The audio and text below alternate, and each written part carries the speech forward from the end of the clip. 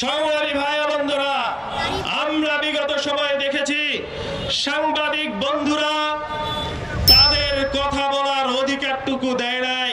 তাদেরকে প্রেসক্রিপশন দিয়ে দেওয়া হতো, এই নিউজ প্রকাশ করা যাবে, এটা প্রকাশ করা যাবে না। তাদের কলমকে আটকিয়ে দেওয়া হয়েছিল। আমরা আগামী দিনে সাংবাদিকদের যেন স্বাধীনতাকে হরণ করতে না পারে সেই ব্যবস্থাপনা চালু করবে ইনশাআল্লাহ।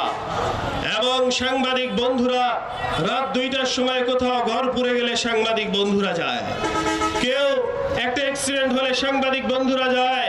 তাদের নির্ধারিত কোনো টাইম নেই, 24 ঘন্টা ডিউটি, পরিশ্রম আছে কিন্তু কোনো বেতন কাঠামো নাই। আল্লাহ যদি আমাকে কবুল করে, আমি জাতীয় সংসদে গিয়ে প্রথম দিনেই আমার এই সাংবাদিক বন্ধুদের বেতন কাঠামো নিয়ে রাষ্ট্রের কাছে বিল উত্থাপন করার চেষ্টা করব ইনশাআল্লাহ।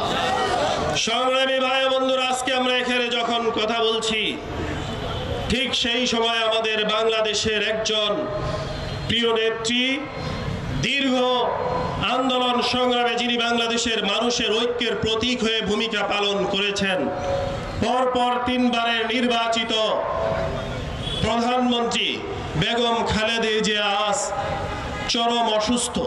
আমরা আল্লাহ রাব্বুল আলামিনের কাছে ওনার জন্য একটু দোয়া করি, আল্লাহ তুমি আমাদের এই ঐক্যের প্রতীক, আমাদের এই বেগম খালেদা জিয়াকে তুমি সুস্থতার নিয়ামত দান করো, আল্লাহুম্মা আমিন।